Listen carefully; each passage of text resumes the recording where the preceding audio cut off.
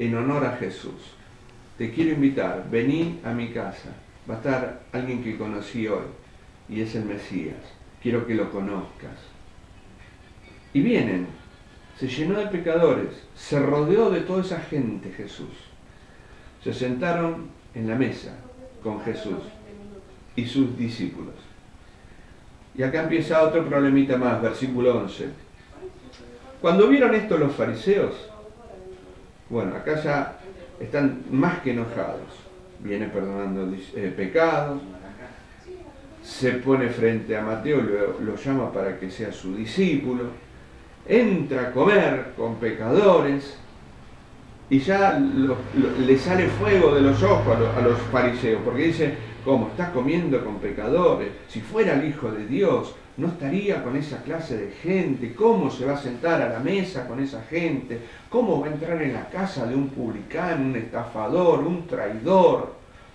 ¿Cómo puede ser? Si fuera realmente el Mesías, nos estaría haciendo un banquete a nosotros, no a esa clase de gente. Vieron esto los fariseos y dijeron, ¿a quién se lo dicen? ¿Con quién van con esa queja? A los discípulos. Claro, ellos no quisieron confrontar directamente con Jesús. Hoy diríamos, se la agarraron con la gilada. Sí, se la agarraron con los discípulos. Pero como el Señor sabe todas las cosas, el Señor les responde. Y les responde de una manera maravillosa, magistral, como solamente Él sabe hacerlo. Él escucha esa queja, porque en realidad no fue una pregunta sincera. Chicos, muchachos, ¿por qué vuestro maestro come con publicanos y con pecadores? No, ellos fueron con los tapones de punta y fue más que una pregunta, fue una queja, sacaron afuera toda su amargura, toda su bronca, ¿sí? Toda la incomprensión que ellos tenían. No les entraba en la cabeza que un Dios santo, si era realmente Dios, esté con esa clase de gente. Así que enfrentan a los discípulos y les dicen, ¿por qué? ¿Por qué come vuestro maestro? ¿Estás seguro que es el Mesías? Porque si fuera el Mesías no estaría comiendo con esa gente. ¿Ustedes están seguros a quién están siguiendo? El Señor escuchó eso. Al oír esto, Jesús interviene. Los sanos no tienen necesidad de médico, sino los enfermos. Y esa primera parte de la respuesta dice tanto, lo dice de una manera tan profunda y a la vez tan sencilla, porque él utiliza una analogía muy común, algo que todos sabemos, el médico y el enfermo. Los sanos no tienen necesidad de médico, sino los enfermos. Por lo menos en los tiempos de Jesús, el médico iba donde estaba el enfermo. Y él les está diciendo, ustedes se creen sanos, ustedes se creen justos en sí mismos, ustedes se creen sabios, pero si son tan sanos, en realidad no necesitan del médico. ¿O acaso ustedes son médicos que se dedican a diagnosticar, se dedican a opinar, son opinólogos, se dedican a acusar, pero no tienen ningún poder para sanar? Se dedican a acusar, aquellos son los enfermos, pero si ustedes se la dan tan de sanos o de médicos, son inoperantes, son solamente médicos que diagnostican pero no curan. Yo necesito, si estoy enfermo, que el médico me cure. ¿De qué me sirve que me diga lo que tengo si yo ya sé lo que tengo? ¿Sí? Sé dónde me duele, sé cuál es el problema. Yo necesito que el médico me cure. Los sanos no tienen necesidad de médicos. Ustedes son solamente médicos que diagnostican, que acusan, que opinan, pero son inoperantes en cuanto al pecado. Ellos que están enfermos, que son pecadores, que son cizaña, ellos que todavía no son trigo, son cizañas, ellos que todavía están en el camino ancho, ellos que reconocen que son pecadores, ellos que están enfermos, yo vine para ellos. Ustedes que se la dan de sanos, no tengo nada que decirle a ustedes. No tengo nada que hacer con ustedes. Porque son santos, porque son sabios, porque son justos, porque están sanos. Por lo tanto, no pueden responder al llamado que yo tengo. Pues yo tengo un llamado, dice Jesús. Vine a llamar a pecadores. Pero como ustedes se creen justos, mi llamado es a pecadores, ustedes no pueden responder al Evangelio. ¿Sí? Los sanos no tienen necesidad de médico, sino los enfermos. Yo vine por los enfermos. Versículo 13. Id pues y aprended lo que significa. Misericordia quiero y no sacrificio. Le menciona Oseas 6:6. Pero la frase era muy común, esta de id pues y aprended. Era una frase que usaban los rabinos de aquella época para decirle a los discípulos, vayan a los libros, aprendan lo que tienen que aprender, adquieran el conocimiento necesario y después vengan. Esta frase fue una cachetada para los fariseos también. Jesús utiliza esta misma frase diciendo, id pues y aprended. Yo tenía un profesor de psicología que cuando él nos empezaba a preguntar si se daba cuenta que nuestro conocimiento no era el técnico, sino que era un conocimiento vulgar, te preguntaba, ¿leíste? Y la respuesta era la verdad, no. Entonces seguía con otro. Y si no había leído, le decía, ¿leíste? No.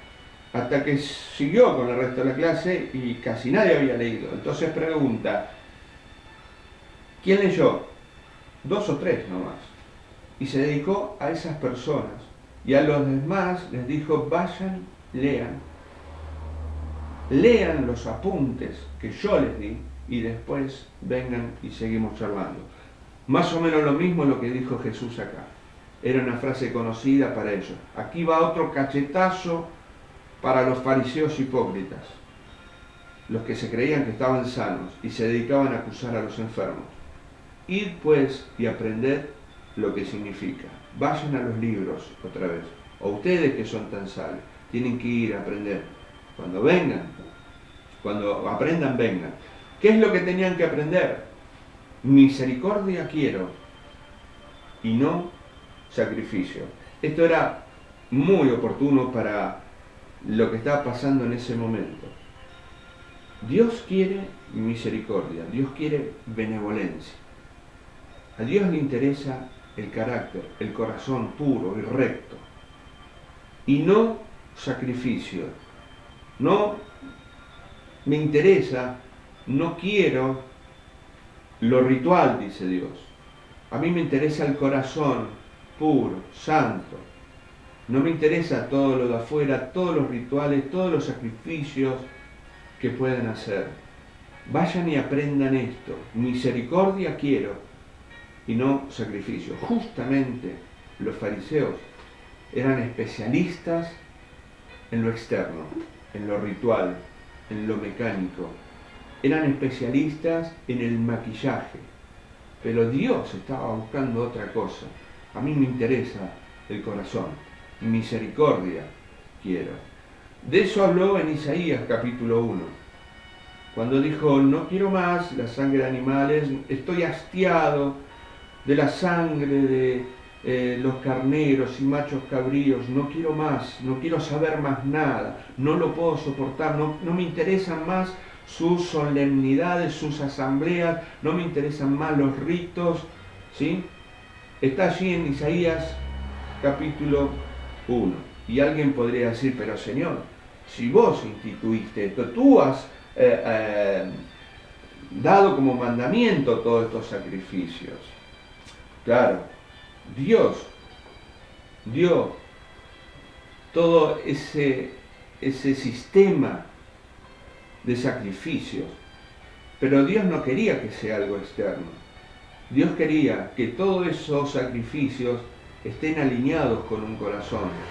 ¿Qué corazón? Contrito y humillado. Un corazón quebrantado delante de Dios. Un corazón humillado, quebrantado, recto, puro delante de Dios, acompañado con todos esos rituales, estaba bien, Dios lo aprobaba. Pero cuando el corazón estaba en otra frecuencia y solamente se dedicaban a hacer sacrificios, bueno, justamente eso era una abominación para Dios. ¿Sí? Por más sacrificios que hagan, si no hay un corazón en esa misma frecuencia, si no hay un corazón que acompañe esos sacrificios, para Dios era una abominación. Por eso en Isaías él dice, no quiero más, no los puedo soportar. Estoy hastiado, ¿sí?, de todos esos sacrificios. Vayan y aprendan, les dice Jesús a estos fariseos. Vayan y aprendan. Misericordia quiero y no sacrificio. Y Juan el Bautista, cuando lo vio, como Dios estaba cansado de todos esos sacrificios, proveyó el cordero, como proveyó cuando Abraham dijo, Jehová proveerá el cordero, el sacrificio. Y Jehová proveyó allí. Y Jehová vuelve a proveer hace casi 2000 años. Cuando Juan el Bautista vio a Jesús, dijo, aquí está el cordero. Este no es el cordero que cubre los pecados, este es el cordero que quita el pecado del mundo. Este es el cordero, este es el sacrificio. Jehová proveerá, Jehová proveyó. Y porque Jehová proveyó, nosotros debemos vivir pensando en estas palabras que dijo Jesús, misericordia quiero. Porque Jehová proveyó, nuestros corazones tienen que estar alineados con Dios, tienen que estar santificados, tienen que estar en rectitud.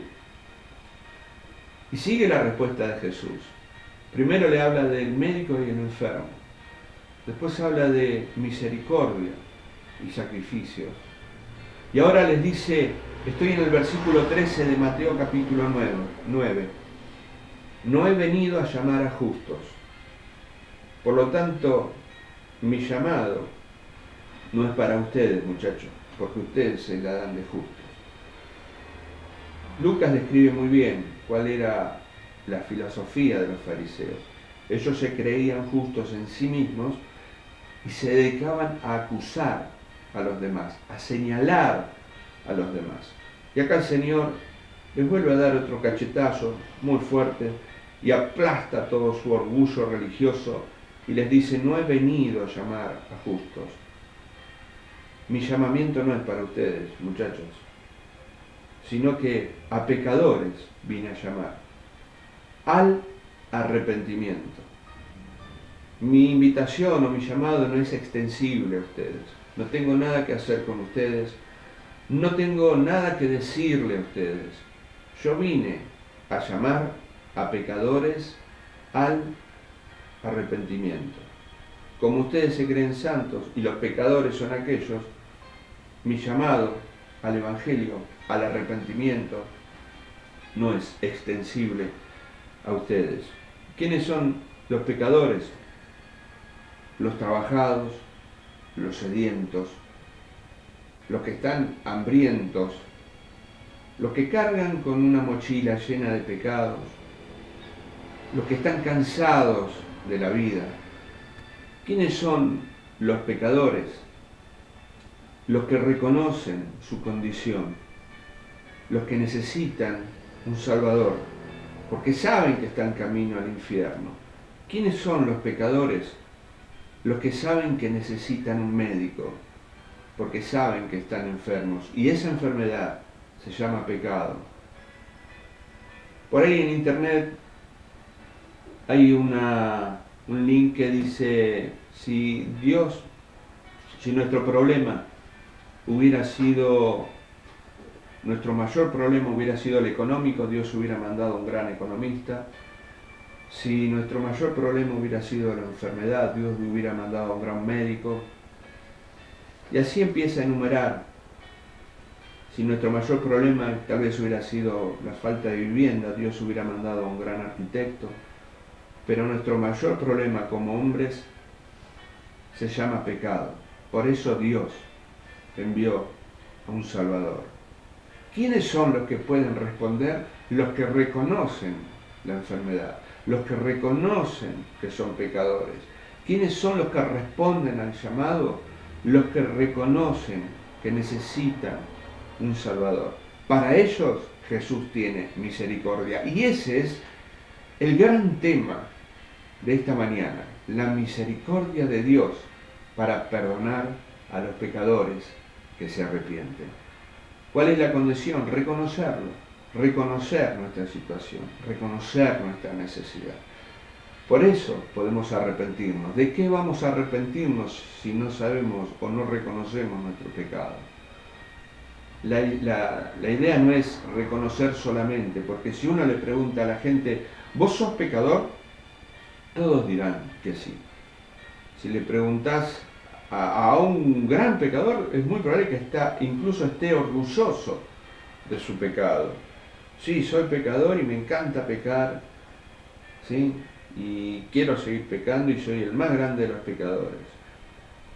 Pero una cosa es reconocer nuestro pecado arrepintiéndonos, sintiendo el dolor por el pecado. Y esa obra solamente la hace el Espíritu Santo.